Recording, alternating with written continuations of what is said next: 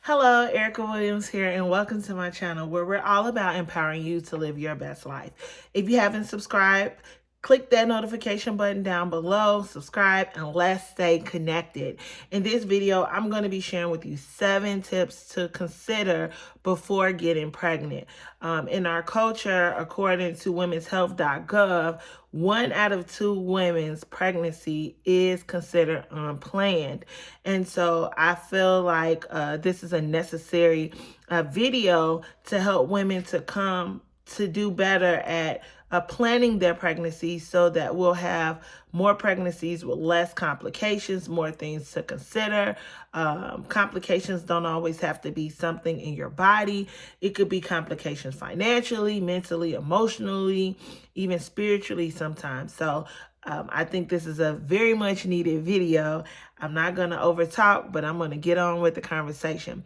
The very first tip that I would love for you all to consider is to talk to your spouse. Hey, you're not having a baby alone. Contrary to popular belief, we hate to acknowledge it because we're the one gaining weight. We need a man to have a baby, unless you're doing some artificial insemination, there's still a conversation that needs to be had. So if you are a person who is considering going the old school way of having a baby, I think it's very important to find out, people's views on children, how they feel they should be raised. Are your core values strong? Are they in sync? Is there synergy between the two of you, whether your relationship works out or not? Those things are going to be very important. You want to know what each person's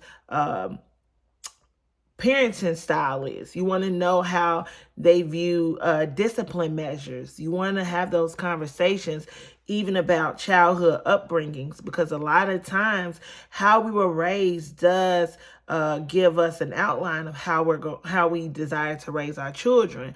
And you want to make sure you're having those tough conversations. Do you see children as an asset to you? Do you see children as a liability? Do you feel like you're going to be the parent that's hands-on? Do you feel like you're going to be a needy parent? You have to be honest with the conversations about what you see for your children. So having those tough conversations about what type of pregnancy this is going to be for both parties is going to be a very important thing to take into consideration. Are you a person that has time for children? Is it in the timing for you all? And just being very open, upfront, and transparent about your desire for having children at this time. So that is tip number 1. Tip number 2 is getting your body prepared for pregnancy. A lot of women believe, whether you are slim or big, there's a such thing as being skinny fat. You can look like your body can handle a baby, but depending on what you're feeding your body and what you're digesting, if you're working out, if you are just, sitting at a computer all day long or whatever, you are going to want to prep your body. A lot of women go into pregnancy thinking wrong, and again, this is whether you're big or small. You want to get your body in shape. Your pelvic bone is going to definitely your upper and your bottom muscles are going to want to get ready for childbirth. It is not something that you're going to want to wait till 9 months to get it together. You want to start getting that together beforehand so that your mind and your body and your spirit will be on the same page when you're considering to have a baby. This is the time where you have to really respect your body and understand that it is a temple and it must be respected. You want to figure out what your body type is. Are you an endomorph? Are you a mesomorph? Where are you in your journey? If diabetes run in your family, if high blood pressure, if things like that, if you have stress or depression, those different things, you want to take those things into consideration and start disciplining your mind and your body to prepare for this beautiful creation that you're about to make. So you definitely want to think about that into consideration. when deciding to have a baby. That brings me to point number 3. Point number 3 is going to be to make sure you're learning your body. Every woman, for the most part, I won't say every woman, on average, women have a menstrual cycle. Once upon a time, I didn't always have an average menstrual cycle. I was very irregular. I was diagnosed with PCOS, and in one season of my life, they told me I was infertile, but, God had other plans and made me very fertile. But I think that was a crucial part for me, was learning my body. Once I started to get in shape, I started to reset my body. And another thing that I didn't mention that I should have mentioned in point number 2 is when you get in shape, it actually helps your body to reset itself, because you're building that metabolism, you're reshifting your hormones. And you can work out in the gym, or you can work out at home. There are a lot of exercises that women can do at home to prep their body for having a baby. I have a video, I'll put it in the description below, about gym membership, so that you may want to consider. But you want to really put those things about getting in shape into play. Back to learning your body. That's going to be really key. They tell you that the average woman's menstrual cycle is between 28 and 32 days. You may be a person who has tenderness of breast. You may get headaches. You may get nauseous. You may be moody. Those are things that you shouldn't take lightly. The average woman is at her horniest peak during ovulation, and so that may be things that you want to start paying attention to your body, so you can find out, is this the time to conceive? And with the menstrual cycle, identifying it, you want to start from the first day of your period to the next first day of your period. And that's how you determine what your menstrual cycle is.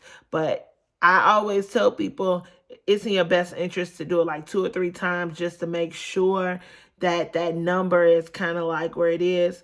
Which leads me to point number 4, which is getting your preparational tools. They have ovulation predictors. Once you know how to identify what your menstrual cycle is, you can use those to kind of give you an idea of what days are that you're ovulating. There are kits that you can buy on Amazon. I've bought kits from Dollar Tree or Dollar General, or, just stores in your area, Walgreens, or, whatever store that you have in your area. Amazon is cool too, that you can buy these predictors, and that will help you come close to that time. And I always tell people, when you're looking at an ovulation date, don't make it where it's so uniform. Make it fun. If you know your ovulation period is coming, make it spicy that week. Make it spicy those couple of days when you're planning to do it, so it's not just a chore of having a baby, but it's you engaging in a level of intimacy, and you're having fun while you're doing it as well. So that is definitely a preparational tool to consider. Also, you want to do your research. I cannot stress this enough. Find out what hospital you want to have your children at. Identify what doctors are good. Find out, more about the doctors. Don't just settle for any kind of doctor. You're having a baby. These 9 months, you and this doctor are going to be walking together strong for 9 months. And you want to make sure that they're walking with you right. They're walking with you. They're concerned about you. They're giving you every set of information that they can give you to make sure this pregnancy is the best. If you are a person who already has children, you want to, they tell you, even when it comes to having multiple children, your body doesn't really heal until a year after you've had the first baby. That's why a lot of doctors get nervous about women having children back to back, so you want to take those things into consideration. Also, with the preparational tools, you want to take prenatal vitamins at least 3 months before you get pregnant, because you want to protect your baby from complications like spinal bifida and other different defects, or I hate to call them defects, but other complications that your baby may end up having if you could have prepared early on. So you want to make sure that you had your 400 milligrams of folic acid, because that is what is inside of the prenatal vitamins that is very crucial to us having healthy pregnancies, and less complications in the health of our baby. You want to make sure that you understand the policies and procedures. Some hospitals, clinics, your doctor may or may not be present when you have your baby, depending on how your insurance is set up. So those are things you want to ask. You don't want to assume, you don't want to wait till. You want to ask the necessary questions so that you can prepare to have the best delivery yet. Okay? You want to know if that hospital has programs that helps with postpartum, helps you with community groups. Make sure that you are having parenting classes. A lot of hospitals have that, but those are not conversations that your doctor may not always give, But again, that has everything to do with the preparational tools. If they don't have it and you still want to go with the doctor that you want to deal with, you're going to have to do your research, finding other tools, apps, and programs that'll help you have the full experience of your pregnancy. That leads me to number 4. One, 2, 3, 4. Yes. No, 5. Sorry, y'all. 5 is financial planning. Financial planning is key. I hear a lot of people, and I've talked to a lot of different moms and dads who, the idea of having children was amazing, but the reality of the matter was they were not financially prepared to have children. And so I want to share this with you to really consider when having children. You have to take into consideration that there are costs, those doctor visits, unless you have an insurance that covers everything, they have copays for every visit, the vitamins, the other procedures, you're not going to just have a monthly visit. You're going to have where they pull blood work, that may not be included. They say according to Forbes, the average couple or the average pregnancy costs nearly $20,000 to have a baby. So you want to take those things into consideration. Do you have the living space for that child? Do you plan to breastfeed, which is free, but, or do you plan to use like a Similac or an alternative to feeding your baby? I did a little bit of research because all my children are breastfed babies. So, I never honestly paid for, Similac, but they were saying like the average child, and this is according to WIC in 2023, March of 2023, they said the average child has 82 cans of Similac or alternative food, the baby milk is normally like 82 cans in the first year of their life. The average can runs between $32 and $47. So just keep that in mind when you're thinking about what method you plan to do financially. The other thing to consider too is Pampers. Pampers are not cheap. The average box will run you about $28 to $30, maybe $35. You're gonna go through about estimate of about 3,000 disposable diapers in the first year. So you want to take those things into consideration. Another thing you really are going to want to take into consideration is if you are in a your finances. Can you afford to have a baby? And that's just not even including the clothes.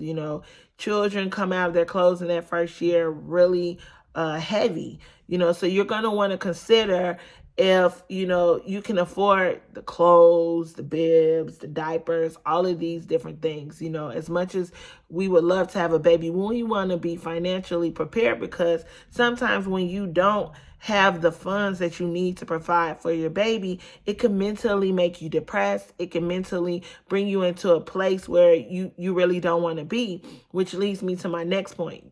With your prenatal visits, you're also going to have post pregnancy visits for you and the baby, and you're going to want to take those into consideration. The baby goes to the doctor a lot in that first year for shots, for checkups, and depending on the health of your baby, all of those things are going to be into consideration. So you want to take that into play. If you are a person that would, whether you or your spouse, or you and your spouse need to take FMLA. Everybody's company does not offer FMLA paid. So you may have to make the sacrifice of taking that time off and not being compensated for that. Are you able to put your savings in place to make sure that you have the funds that you need to provide for you and baby while you have this unpaid or paid time off? So those are things to really consider when having a baby. Daycare, if you are a parent who requires to go back to work in order to make ends meet, do you have the finances to pay for childcare? Do you have a community or a tribe that you may have to pay to cover your child care? Those are things you want to consider before having a baby. I think that's going to be very crucial in your decision-making process when deciding to have a baby. And that leaves me to point number 6. 6 is really legacy building, finding out, how you want to raise your children, really understanding like this is a child that you're going to influence their life, how you spend time with them, how you love them, how you nurture this relationship is going to be a life-changing experience. And they tell us in the first 5 years of life is where your child is in this state of like just soaking in all this information. And so you want to make sure that you have already pre-planned like life insurance for your child, making sure they have a savings. You want to make sure that all of those things are in place as you're building for the future. Life happens, and life be lifing. And so you don't want to be in a place where, say your child really wants to go to college and they don't have the funds to go to college because we didn't plan with the end in mind before the beginning, so take into consideration all of those things. You're responsible for this little person. I'm a person of faith, and so the Bible tells us that we're supposed to leave an inheritance for our children's children. And so that is something that's going to be very important, when you are leaving something. I believe that wealth is not just financial, but wealth is holistic success. It's what you influence in your child. It's what you impart in them. It's the good parts of you. It's the growing parts of you. I don't think perfection is just absolute. I think it's in a maturing stage. And so what you're leaving in your child, the seeds that you're leaving in your children, I believe should be pre-planned. Which leads me to point number 7, which is my final, which they kind of tie in together. Really having the mental space, the mental and the time to want to have a baby. If you're a person who loves to travel, if you're a person that loves to be in the streets, if you're a person who loves to do things, you have to understand when you have a baby, there's going to be some sacrifices that have to be made. There's going to be some things that you probably used to do that you're not going to be able to do. And do you have the mental space and the capacity to do that? You know what I mean? If you're a person who probably was used to drinking and smoking, hopefully those are behaviors that you and your spouse or your person you have a baby with will consider stop doing, because it's going to affect them. I don't know if you know, but a lot of people die from cancer from secondhand smoke, So, you want to be careful, and drinking while pregnant has its receipts of causing abnormalities in our children during pregnancy. So all of those different things you want to take into consideration of the sacrifices that you want to have. If you were raised in a household where you had a great childhood, then is your lifestyle compatible to keep that going? If you were raised in a toxic environment, do you have the capacity, and do you have the discipline to be willing to change that narrative for your children to have something better for themselves? You don't want to just be financially well and mentally well. You want to be spiritually well as well, getting those generational generational dysfunctions off of you. If you've ever been through any traumas, finding that healing, and going through that process so that you're not triggered when something happens with your child and you're inflicting that pain on your children, which should have already been healed before you got pregnant. So I pray that these 7 tips were a blessing to you.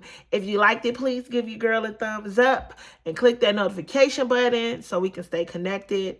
I love you all with the love of Christ. Until next time, bye.